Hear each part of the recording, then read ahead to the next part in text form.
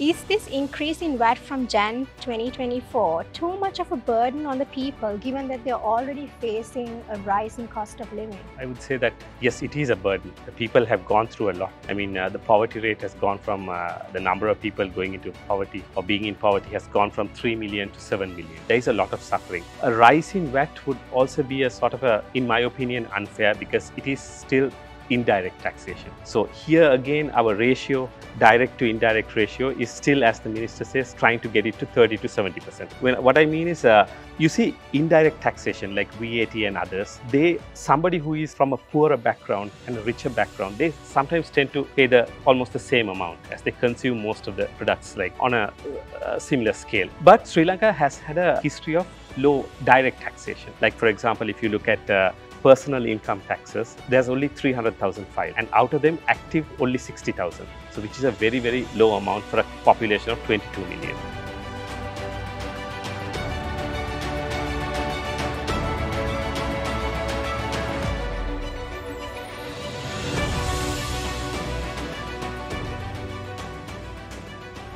Welcome everyone, you're watching Conversations with Alanki. Thank you everyone for having been with me throughout the year. This is most probably my last conversation for the year. I've had a series of conversations with different personalities on a wide variety of topics. And I would like to thank each and every one of you for having been with me, for the feedback, and for having subscribed to my channel and for sharing my videos. So today, joining me in this conversation is Talal Rafi. He's an economist and a regular columnist for the International Monetary Fund. He's also an expert member of the World Economic Forum and was a member of the Deloitte Global Economist Network. He's a visiting lecturer at the Center for Banking Studies at the Central Bank of Sri Lanka too. Welcome. Thank you very much for having me, Alan. It's my pleasure to have you. And as I was saying before we started this recording, the focus of this conversation would be on the economy of Sri Lanka, which I think has impacted every citizen in this country to a great extent. So let's focus on the most pressing issues first. And I believe the most worrying concern at the moment for many Sri Lankans is the increase in VAT from January next year. So my question is this increase in VAT from Jan 2024 too much of a burden on the people given that they're already facing a rising cost of living? Yes, to answer that question, I would say that yes, it is a burden. The people have gone through a lot. I mean, the poverty rate has gone from the number of people going into poverty or being in poverty has gone from 3 million to 7 million. So there is a lot of suffering. And a rise in VAT would also be a sort of a, in my opinion, unfair because it is still indirect taxation. So here again, our ratio, direct to indirect ratio, is still, as the minister says, trying to get it to 30 to 70%. What I mean is, you see, indirect taxation like VAT and others, somebody who is from a poorer background and a richer background, they sometimes tend to pay almost the same amount as they consume most of the products, like on a similar scale. But Sri Lanka has had a history of low direct taxation. Like, for example, if you look at personal income taxes, there's only 300,000 files, and out of them active only 60,000. So which is a very, very low amount for a population of 22 million. So there in itself, for the government to sort of focus in this direction, I would say it's a bit of a burden, but that in being looking at it from the government's perspective, I think this is sort of like how they can get it at the moment in a shorter notice, because the other option is, of course, increasing the tax base, which might take some time. So right now, to answer the question quite frankly, I think it is a bit of an unfair thing because indirect taxation always affects the poor disproportionately. So, I mean, tax will be increased to increase state revenue. But is this the only way to increase revenue? I mean, are there no other alternatives which would actually not burden people so much? So as I mentioned, the other option would be, of course, increasing the tax base. We see, for example, as one prominent person mentioned in a talk show, there are nearly 1 million vehicles, but then you only see 60,000 active tax files who have actually paid some sort of personal income tax. So there itself, there is a bit of a disparity. So there are a large proportion of the population which are not in the tax bracket. So this overburdens people who are already paying that. So if this sort of the direct taxation can be increased, then it won't be that much necessary to move into the indirect taxation. But there are also other areas which we can sort of focus on, like for example, the losses made by state-owned enterprises, because yeah, you know, like in 2021, the losses made by, for example, Srilankan Airlines, Ceylon Petroleum Corporation were huge. So there itself, you can find sort of fiscal space to, you know, not necessarily make this increase necessary.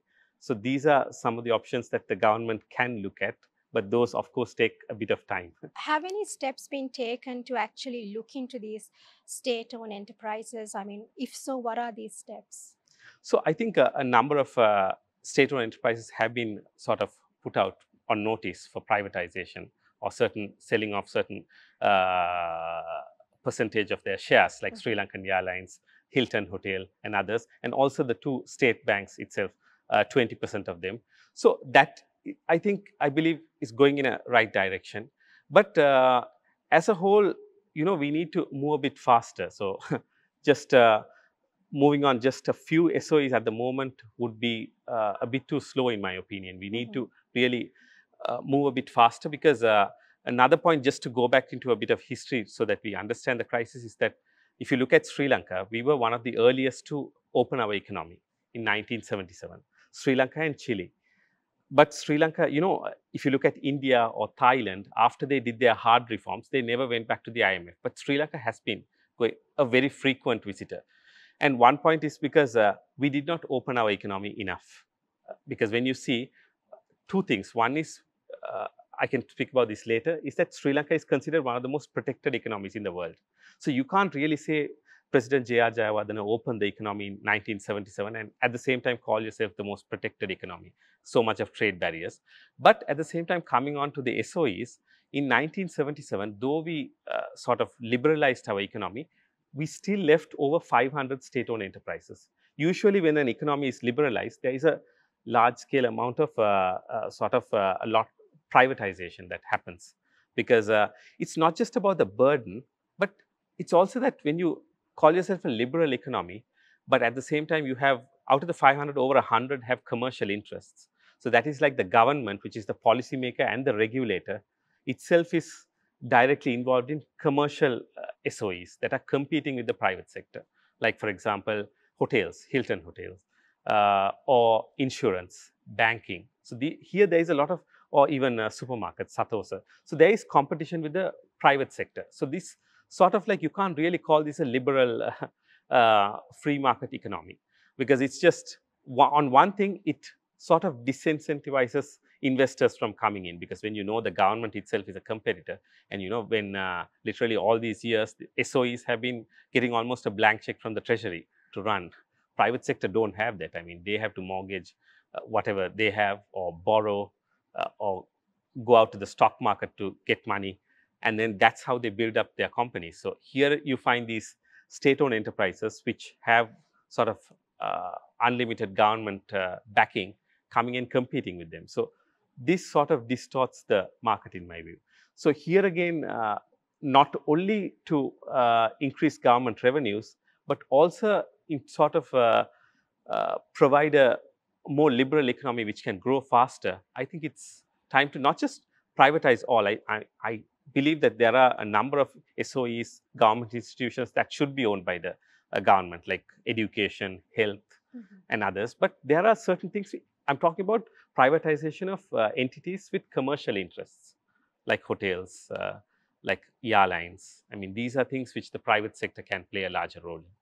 There are, however, state-owned enterprises which are loss-making. What steps do you think should be taken? So, first of all, state-owned enterprises, I mean, we have to go through a restructuring mode, because they're, in many cases, sometimes overstaffed, making huge losses with large debts. So in order to even privatize them, they have to be made ready.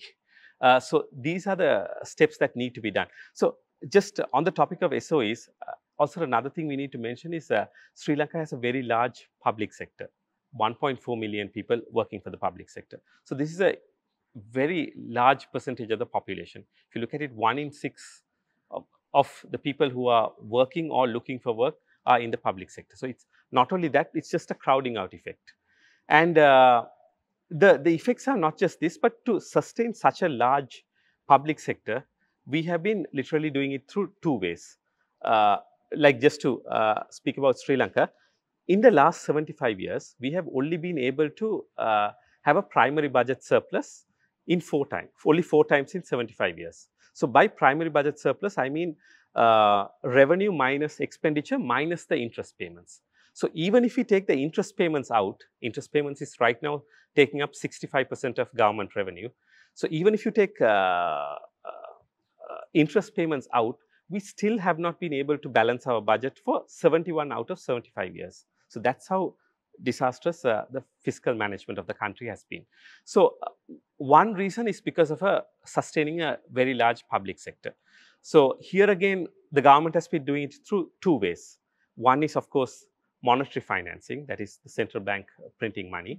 The other thing is, of course, borrowing, and mainly it has been coming from the two public sector banks.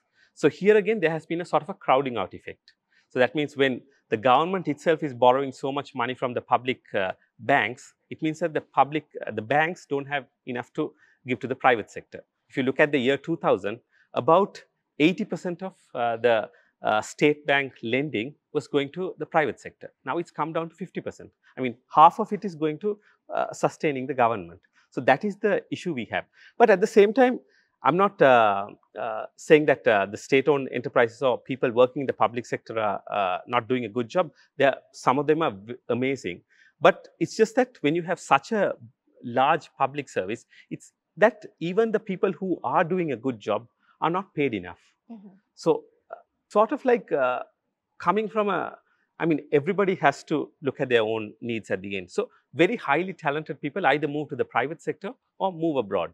So this means this is sort of having an effect on the quality of the public sector as well. So what I mean is, you know, if you're going to downsize it, of course, we have to also increase the salaries of the people who are doing well and the downsized public sector. So that is a must, because if you look at a country such as Singapore, some of the people who are managing state-owned enterprises are paid even higher than the private sector. And in the stock market, those companies are doing much better. So here again, that is also an example. But you need to have proper institutions in order to do that. Of course, I mean, we can also argue that, you know, why can't we do it here? But culture matters. A lot of, like, for example, a book by MIT professor on economics that was quite famous in the economic sphere. It says that after studying so many countries, we find that the main reason why countries don't develop is because they lack strong institutions. Like just to give an example, for example, the whole idea of the country, the first step, I wouldn't really blame the entire blame on the previous government, but the first step was the tax cuts in 2019. So that sort of led us to being downgraded by the international credit agencies, which shut us out of international capital markets. We couldn't borrow, we used our reserves. So that was the whole story. But the same thing was tried out by Liz Truss, the former British Prime Minister. But there, they had strong institutions. They prevented the Prime Minister from doing that. In Sri Lanka, there weren't strong institutions to stand up to the president. So this is an example of what I mean by strong institutions we need, like very strong independent central bank, a very strong independent inland revenue, so customs. So we need people to like independent, but who are accountable at the same time, to stand up and make the right decisions with the interest of the country in front. I mean, Talal, if you look back, there were countries that would look up to Sri Lanka. Yes. Sri Lanka was a country that impressed other countries, but we have not really progressed over the years in our recent history. In your view, what is the reason for this? So just to give a background, in 1948, I think we were one of the best economies in Asia. Some say even the second best. And we were considered the Switzerland of Asia. So Sri Lanka's situation has been, it's just gone downwards. One reason is, of course, populist policies. We've had a number of governments coming in and promising things, salary increases, free things, freebies, what you call in India. So this has been one idea. It's just like an example of somebody. The past generations, our great grandparents, our grandparents, have been just, you know, living beyond their means, meaning borrowing from the future generations to fulfill their needs. And right now, I think it's time to pay. So that is one reason. The other thing is, of course, just to give an example of Argentina. Argentina is a similar story to Sri Lanka. So I recently wrote for a monetary policy think tank on this. One way why Argentina's economy got, I would say, went into a downward spiral was that they followed the policy of import substitution. You see, in the early 1900s, Argentina was the fifth largest economy in the world. And at that rate, some say they were going to even perform better than the US economy. But in the 1950s, there was this thing they followed called import substitution by then their famous economist, Raul Prebisch. So what his ideas not just influenced Argentina, but Latin American countries.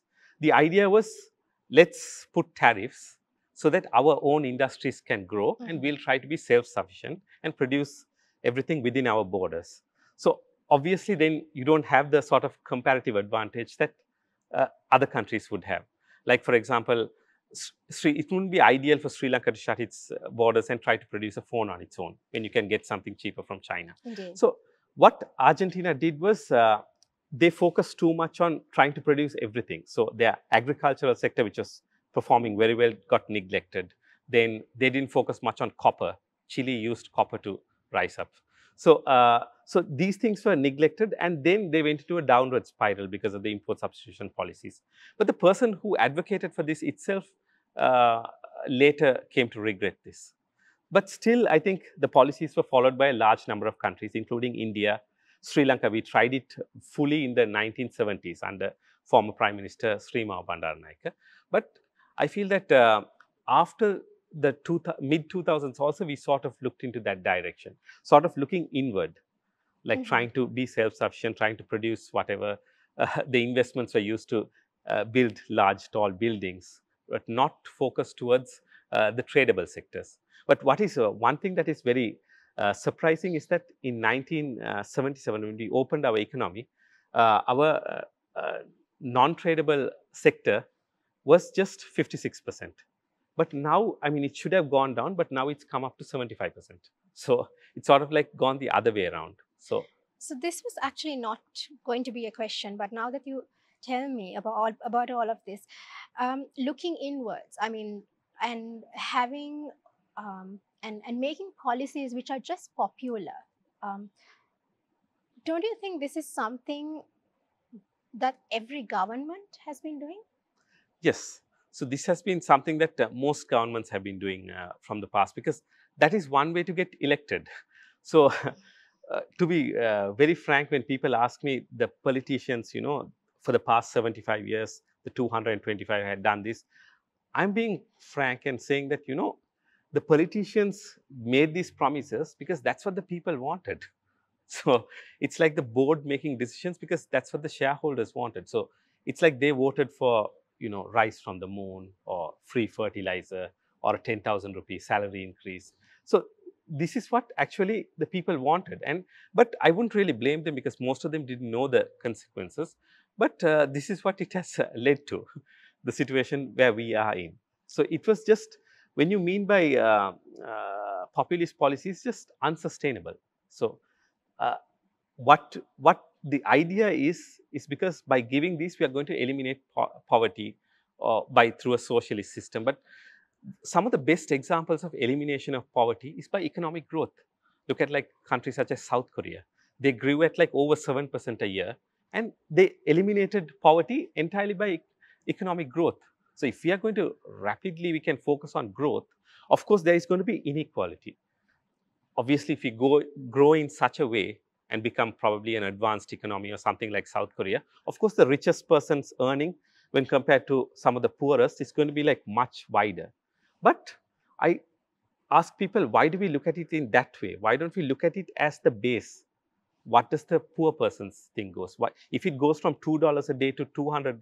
Sorry, like $20 a day? That should be the criteria on what you do. I mean, it's if the billionaire, the millionaire becomes a billionaire, that doesn't necessarily amount to a change here. So I think something like how even somebody who was advising I think the Indian government, he was mentioning that that should be a sort of a criteria. How are the poorest segments performing? Let's forget about the rest. Like, of course, if you're going to grow in a rapid way, there is going to be sort of inequality. But why compare the two segments? Of course, we want everyone to be equal, but I think the priority should be for the lowest 20% to somehow increase their earnings. So the neoliberal way would be sort of the trickle-down effect. All right. And in your perspective, where do we stand now in terms of economic recovery? Economic recovery, I think we are at a sort of a crossroad because obviously economy is getting stabilized. So, or I would even call attain some sort of stability because inflation last year was at around 70%. So most countries, people don't realize is that most countries, I mean, we could have gone the other way, like Lebanon or Zimbabwe, could have been much worse. But thanks to the central bank governor and others who did the right things, we have brought it down to 2%. That's even less than what the IMF target was at 5%. So there is sort of stability is achieved, but we cannot stay here for long. It's like being on an escalator. Like you stay in one spot and you're coming down. Because even if you look at Argentina, Argentina has defaulted 3 times in the 21st century itself. And their debt to GDP ratio is only 80%. Ours is 128%. People don't realize that we are in a much more difficult situation. Even after the IMF program targets 2032, our debt to GDP ratio is only expected to come down to 95%, which has been sort of like, in my opinion, a sort of a lenient package from the IMF. Because Ghana, Zambia, their debt to GDP ratios are much lesser. But the IMF has been much harsher on them. So here again, I think there's a limited window to do the hard reforms if we are to attain growth. So the brakes have to be taken off. One is SOEs, the other one is trade liberalization. If I can talk on that. Yeah, sure. So it is, what I gather from what you say is it's also important to have long-term reforms. Yes. And not just focus on easy solutions for the moment.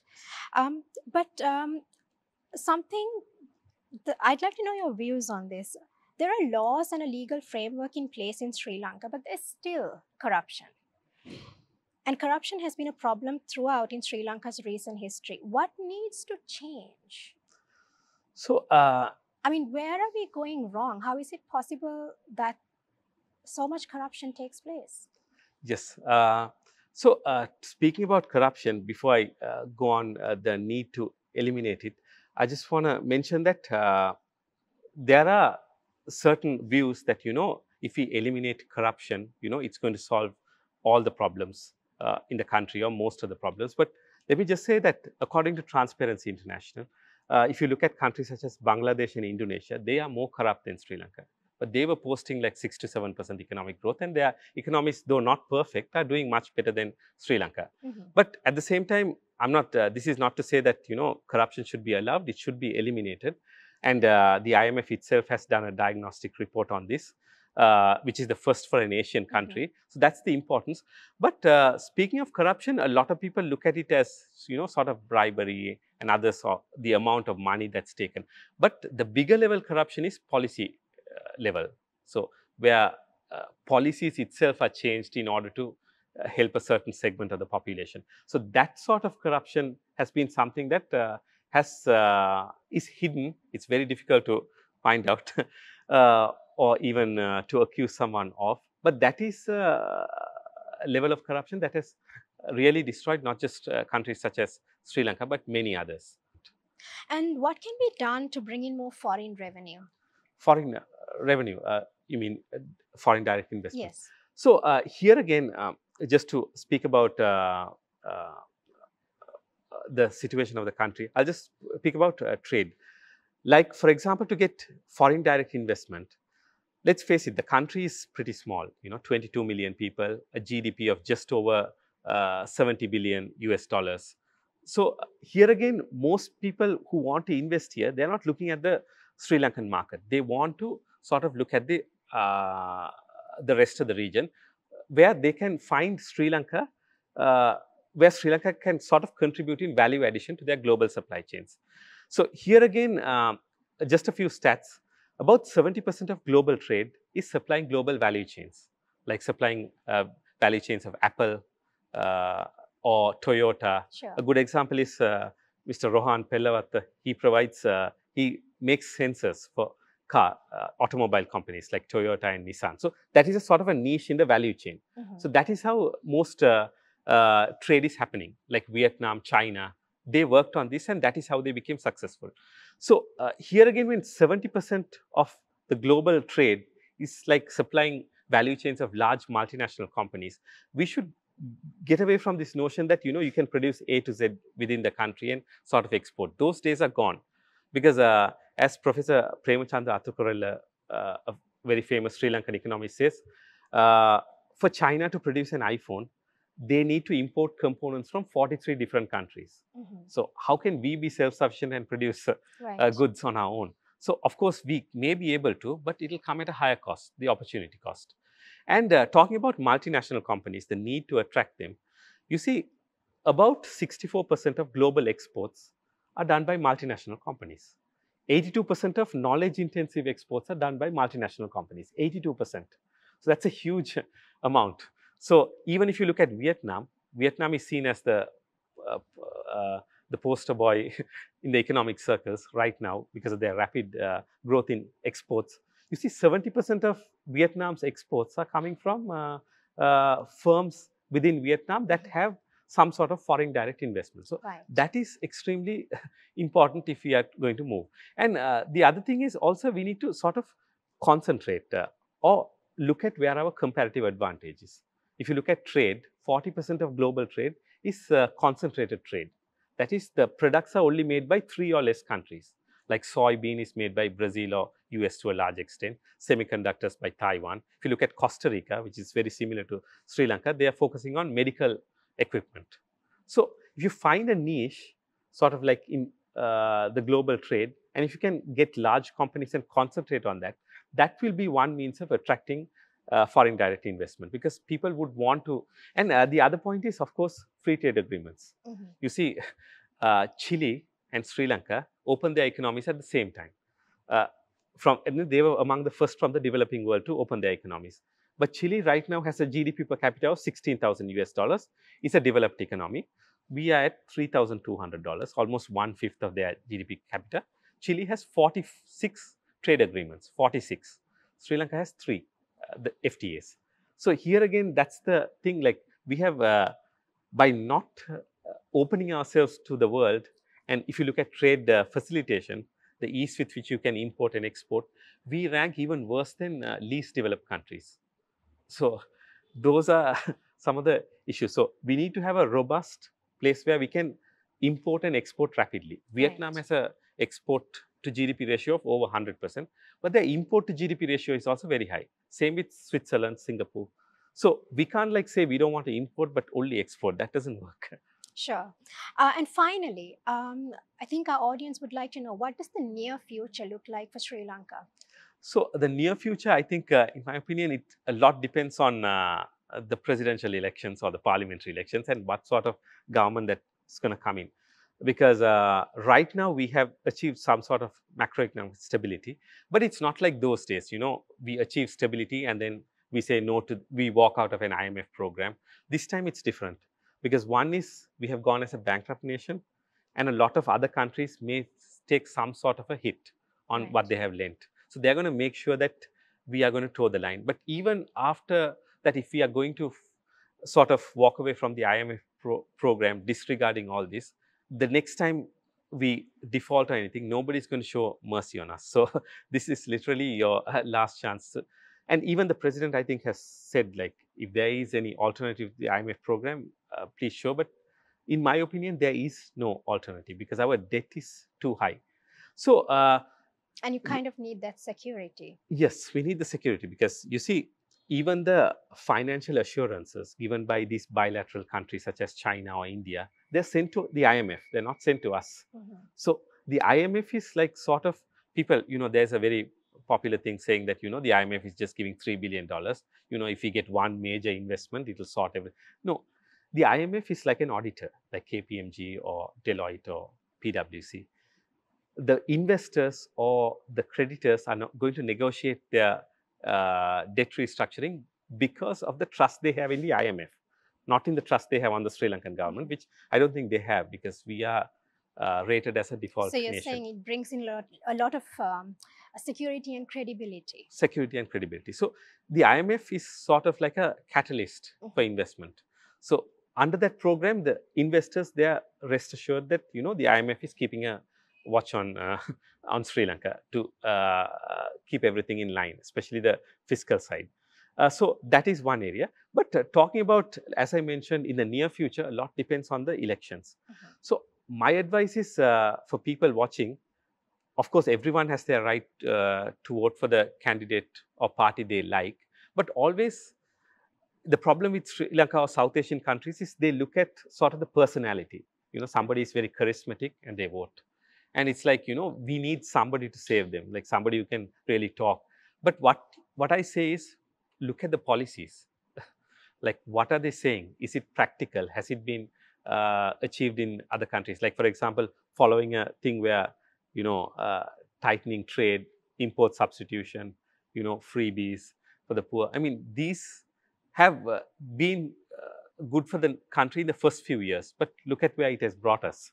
So it's always a decision that has to be made on based on policy, what they're going to implement, the team they have. It's just like hiring somebody, like, just because somebody talks very charismatic in a charismatic way in an interview doesn't mean you hire them, but you have to look at their credentials or what they say they will do for the company. So I think that's a very, very important decision. We have failed in the past 75 years to make such decisions. Like a good example is, I'll stop at this, is the Indian Prime Minister Manmohan Singh. I know people wouldn't generally call him a very charismatic leader, but if you look at his track record, one of the best. As finance minister, he transformed India by liberalizing the economy. He was the mastermind behind it, together with others like Dr. Montek Singh, Ahluwalia and others. And during his tenure as prime minister, India recorded some of the highest levels of economic growth and foreign direct investment to GDP. All right. Thank you very much for this conversation. I do believe our audience learned much by watching this. Thanks once again. Thank you very much, Alan. Thanks a lot for having me. Thank you, everyone, for watching. Thank you for being with me throughout the year. I'll be back next year with a new series of conversations that will hopefully be useful to all of you. Do like, watch, comment, and subscribe, and share the videos if you like it. Wishing all of you a happy and blessed New Year. Stay safe and take care.